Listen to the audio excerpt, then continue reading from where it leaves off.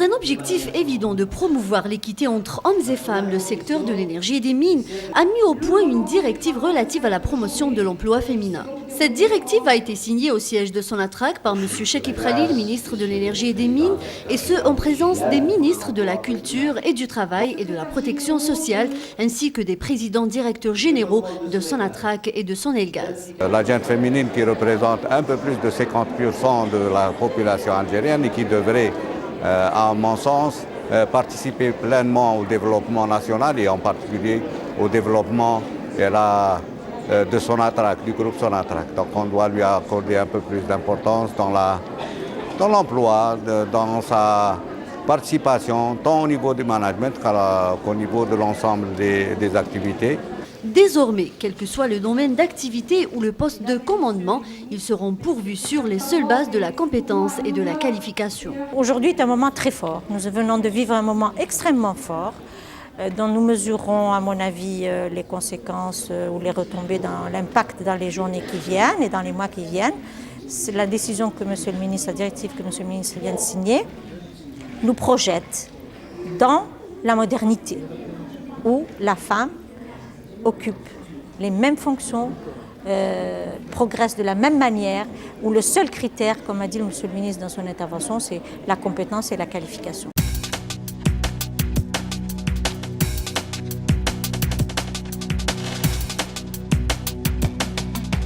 Le siège de l'Institut algérien du pétrole de Boumerdès a abrité les festivités commémorant la date historique du 24 février sous le haut patronage de M. Mohamed Meziane, président directeur général de Sonatrach.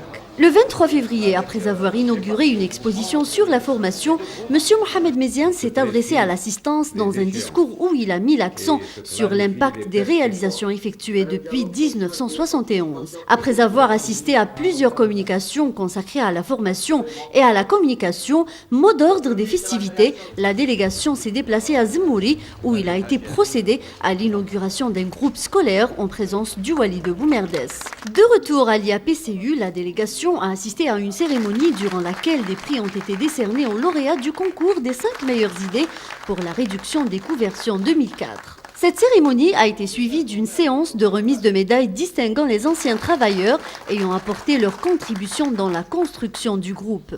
Enfin, à Tijlabine, un deuxième groupe scolaire à financement conjoint a été inauguré par M. Mohamed Meziane, PDG de Sonatrach, et M. Marc Courtemanche, président manager de BHP Bilitant.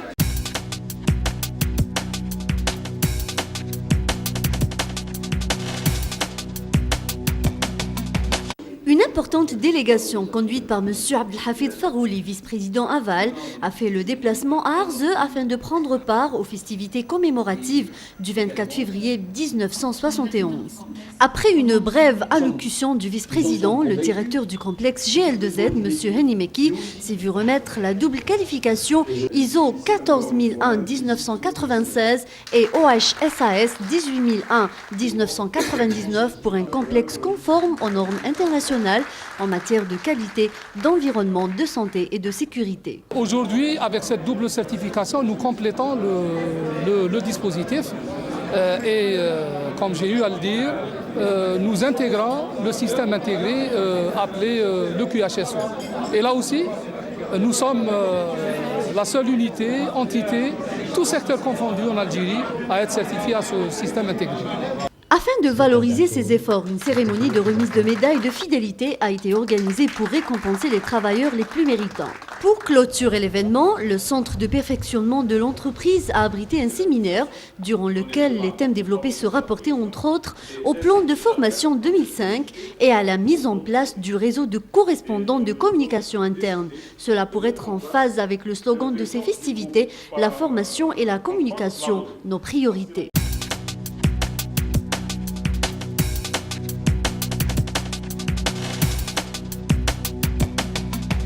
Les festivités du 34e anniversaire de la nationalisation des hydrocarbures qui se sont déroulées à Hassermel ont été entamées par un message du PDG de Sonatrach, M. Mohamed Meziane, prononcé par le chef de délégation, M. Boumediene Belkacem, vice-président Amman. Dans la même salle de conférence, une cérémonie de remise de médailles de fidélité a été organisée pour honorer les travailleurs de la région. Notre objectif cette année, c'est une double priorité qui a été fixée par l'entreprise, c'est la formation et la communication. Donc un effort très important sera consenti en 2005 et pour les années qui viennent pour justement atteindre les objectifs, former notre personnel pour pouvoir améliorer notre compétitivité. L'après-midi, la délégation s'est rendue vers la base du 20 août 1955 pour visiter les différentes installations réalisées dans le cadre du projet Boosting Hasirmel. Ensuite, il a été procédé à l'inauguration de la nouvelle base d'intervention rapide dont la mission est d'intervenir dans les plus brefs délais en cas d'accident dans les différentes installations de la région. Monsieur Belkacem a ensuite dévoilé le marbre scellé sur le fronton du nouveau centre régional de médecine du travail, équipé de tout le matériel nécessaire aux soins à apporter aux travailleurs et à leurs familles. Profitant de cette date symbolique, le vice-président Hamon a procédé à l'inauguration d'une partie des 128 studios aux fins d'hébergement des travailleurs de Hasirmel. Enfin, après une exhibition de karaté réalisée par des enfants affiliés à cette discipline, des distinctions et des cadeaux ont été remis aux sportifs qui ont participé aux différents tournois organisés dans le cadre de ces festivités.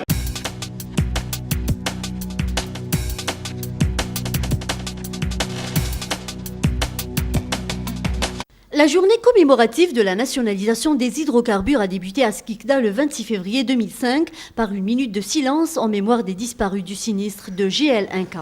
Après une brève allocution de M. Zerguin, vice-président transport par canalisation, une petite réception a été organisée en l'honneur de la délégation au cours de laquelle des médailles ont été remises à certains travailleurs, notamment ceux partant en retraite. Ces distinctions étant la reconnaissance de Sonatrach vis-à-vis des travailleurs ayant fourni des efforts constants toute une vie durant. Au terme de cette journée, M. Zerguin a procédé sous les applaudissements de la délégation qui l'accompagnait à l'inauguration du siège administratif portant le nom de Saïd Farhat qui a disparu lors du tragique accident du 19 janvier 2004 et que le peintre Merbaï Mohamed a tenu à fixer sur une toile qu'il a présentée à la délégation.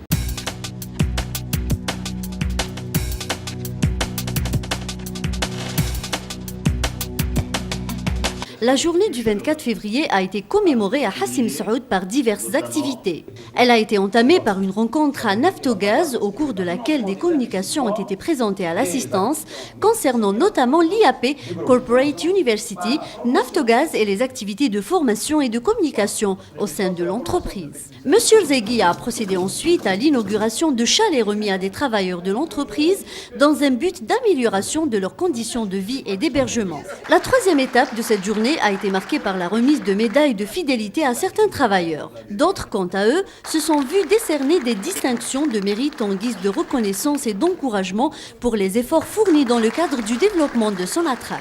Au terme de cette journée, le directeur exécutif financier le Walid Ouargla ont procédé à l'inauguration du Salon international des hydrocarbures et du gaz, organisé par Foirex en partenariat avec la Chambre française de commerce et d'industrie en Algérie et l'Arab Petroleum Research Center sous le haut patronage de Monsieur le Président de la République. Cette manifestation qui s'est tenue du 24 au 28 février 2005 et qui a vu la participation de plus de 120 entreprises publiques et privées, nationales et étrangères, vise à faire de Hassim Saoud une plaque tournante des rencontres scientifiques, économiques et techniques.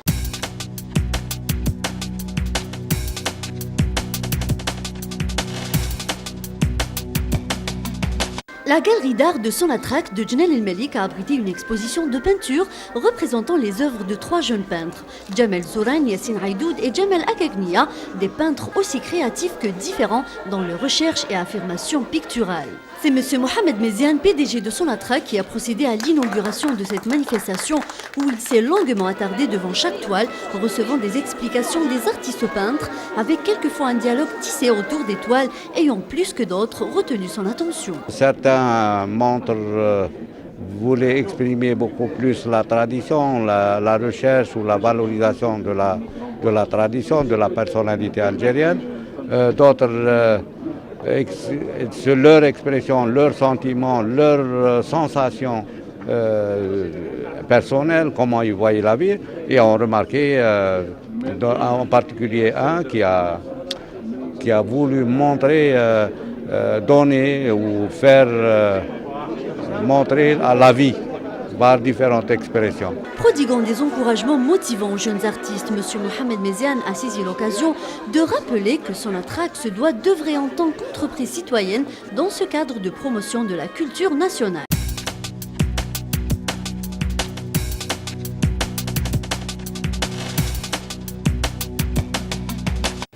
23 février 2005, à la salle Rouhani s'est tenue une soirée commémorative du double anniversaire du 24 février, la création de l'Union générale des travailleurs algériens en 1956 et la nationalisation des hydrocarbures en 1971. Cette soirée, rehaussée par la présence du ministre de l'Énergie et des Mines et celui de la Communication, a consisté en un concert donné par un orchestre de musique andalouse dirigé par un des maîtres du genre, El Hadj Cheikh Mohamed El Ghafour.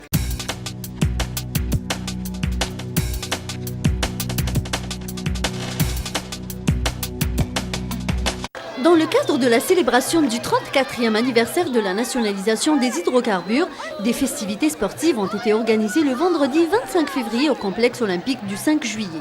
Le sport, facteur d'épanouissement qui a été ainsi mis à l'honneur par la participation massive à ce cross pétrolier de toutes les activités et des différentes filiales du groupe Sonatrach. Il va sans dire que toutes les catégories étaient représentées et sont allées jusqu'à l'arrivée des différents parcours tracés par les organisateurs qui ont distingué par des médailles d'or, argent et bronze bien méritées au final.